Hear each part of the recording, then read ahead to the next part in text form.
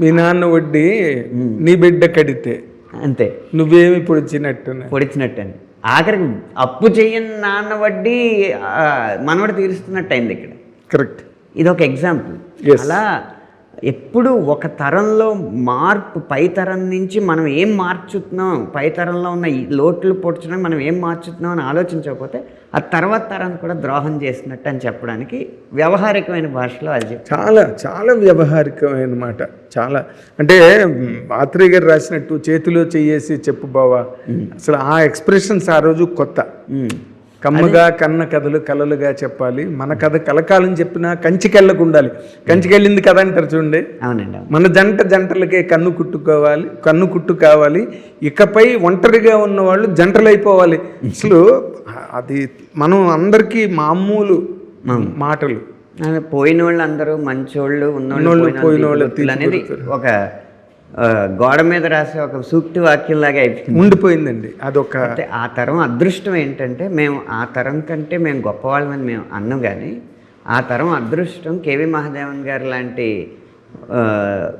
స్వరకర్తలు ఉండడం. ఎటువంటి వాక్యాన్నైనా, ఎంత పొడుగున్న వాక్యాన్నైనా అద్భుతంగా పాటగా కూర్చగలిగే స్వరకర్తలు అప్పుడు ఉండడం వాళ్ళ అదృష్టం. మహాదేవన్ గారికి క్రెడిట్ ఉన్నదండి. ఇప్పుడు వేటూరు గారి ప్రేమబంధం ఏదో సినిమాలో ఓ పాట లాస్ట్లో క్లైమాక్స్లో హీరో పోలీస్ ఆఫీసర్ అరెస్ట్ చేయడానికి తీసుకెళ్తున్నప్పుడు ఒక సాంగ్, చేరేదట్టుకో తెలిసి చెరువు కాలేమని తెలిసి చెరిసగమైనా ఎందుకో తెలిసి అని అంటే, మహాదేవన్ గారు అంతా చెప్పి చేరేదట్టుకో తెలిసి చెరువు కాలేమని తెలిసి చెరుసగమైనా ఎందుకో తెలిసి తెలిసి తెలిసి అని రాయమన్నారంట వేటూరు గారిని.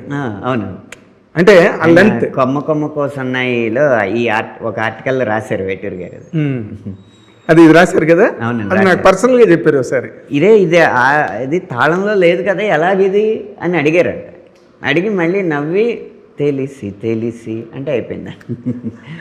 అదే అంటే మీరు అన్నదానికి నేను చెప్పా. ఇప్పుడున్న మహాదేవన్ గారు లాంటి వాళ్ళు దాన్ని, ఆ పాటని మీటర్కి ఎలాగ ఎక్స్టెండ్ చేయాలి without spoiling the meaning and essence. కానీ ఇప్పుడు మేమేంటంటే బాణీలు ఉన్న బాణీల్లోనే వచ్చిన తత్కారాల్లోనే చెప్పే పరిస్థితి అన్నమాట మాది. అందుకు ఆ తరం కంటే మాది గొప్పతనం ఎక్కువ లేదు, కానీ మా కష్టం ఎక్కువ. కరెక్ట్.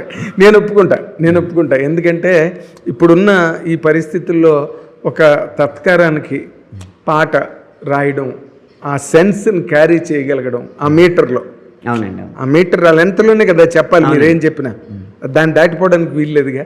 మీకు లెంత్ అంటే కూడా ఒక్కొక్క భాషకి ఒక్కొక్క లక్షణం ఉంటుంది కదండి. మన తెలుగు భాషలో యగణం జగణంతో ఉన్న పదాలు చాలా తక్కువ ఉంటాయి. అచ్చ తెలుగు పదాలు అయితే మరీ తక్కువ, మృగ్యం అని చెప్పాలి. ఇందులో అలా ఒక యగణం వచ్చింది, తనన్న తనన్న తనన్న తనన్న అని వచ్చింది. అప్పుడు ఏం చేశానంటే, అక్కడ సెంటెన్స్ పూర్తి చేసేలా కాకుండా 2 పదాలు తీసుకొని ఆ తర్వాత వీలుగా ఉన్న తత్కారంలో సెంటెన్స్ పూర్తి చేశాను అనమాట. బెరుగ్గా బెరుగ్గా ఇరుగ్గా పాతేసుకోకోయలా అని అక్కడ తీసుకున్నాను. అదేలేండి.